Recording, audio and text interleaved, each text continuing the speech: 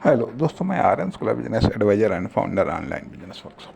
मित्रों, हम बात कर रहे हैं कि एक इंटरप्रेन्योर का क्षेत्र या विषय वस्तु, ये पार्ट 2।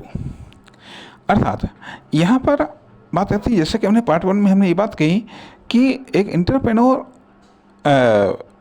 का जो कार्य क्षेत्र है, मतलब विषय वस्तु है या कार्य क्षेत्र है, ठीक है, ये उसकी सोच, आवश्यकता, नॉलेज, इन सब चीज़ों पर निर्भर करता है कि वो अपने क्षेत्र का निर्धारण कौन सा करता है, कितना करता है। कहने का अर्थ यहाँ पर ये बनता है कि देखा ये जाए कि एंटरप्रेन्योर अपने क्षेत्र का या अपनी विषय वस्तु का विस्तार करता है। जन्म तो कहीं ना कहीं से देना ही पड़ता है, शुरुआत तो कहीं ना कहीं से करनी पड़ती है। अर्थात एंटरप्रेन्योर अपने कार्य का विस्तार करता है, अपने क्षेत्र का विस्तार करता है, सोच का विस्तार करता है, प्रयोग, परीक्षण, एक्सपेरिमेंट का विस्तार करता है, अपने साहस का विस्तार करता है प्रैक्टिस के द्वारा। अर्थात कभी कभी ऐसा भी होता है कि जब हमें कोई संभावनाएं नज़र आती हैं तो उसके आधार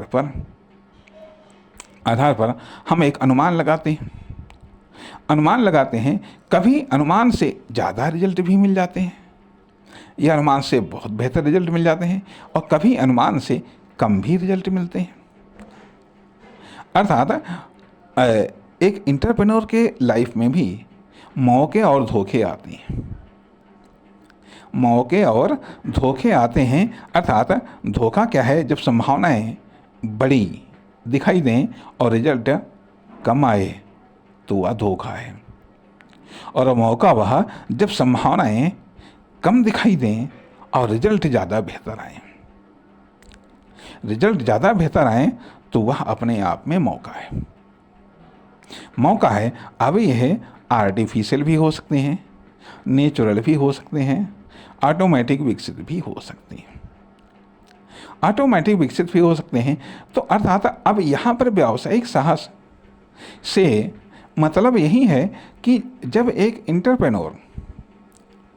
इंटरप्रेन्योर चाहे वह बना हुआ हो अभी या न बना हुआ हो, जब संभावनाओं के आधार पर वह इकोनॉमिक इन्वेस्टमेंट करता है या वह संभावनाओं के आधार पर फिजिकल इन्वेस्टमेंट या इकोनॉमिक इन्वेस्टमेंट या वह कॉमर्शियल इन्वेस्टमेंट करता है, तो उसे कभी अपेक्षा के अनुरूप रिजल्ट मिलते हैं, कभी अपेक्षा से बेहतर मिलते हैं, कभी अपेक्षा से कम मिलते हैं।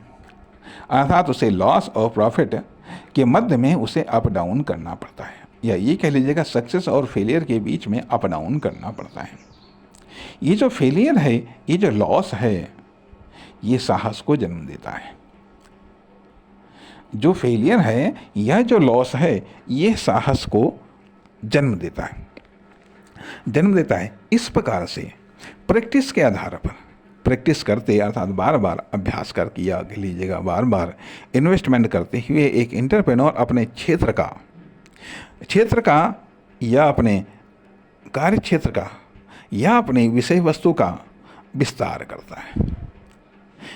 करता है। अर्थात कहीं पर उसे इकोनॉमिक पॉसिबिलिटी नज़र आती तो इन्वेस्टमेंट करता है, कहीं पर उसे कनेक्टिविटी डेवलपमेंट की संभावनाएं नज़र आती वहाँ इन्वेस्टमेंट करता है, कहीं पर उसे कुछ कॉमर्शियल डेवलपमेंट की पॉसिबिलिटीज नज़र आती वहाँ पर इन्वेस्टमेंट करता है। अर्थात कौन एक इंटरप्रेन्योर के रूप में कहाँ वो इन्वेस्टमेंट कर रहा है, उसका कहाँ पर रिटर्न उसको मिल रहा है, क्या रिटर्न मिल रहा है, कितना मिल रहा है, ये सब उसके दायरे को निर्धारित करते हैं, या इन सब चीज़ों से उसके दायरे का विस्तार होता है।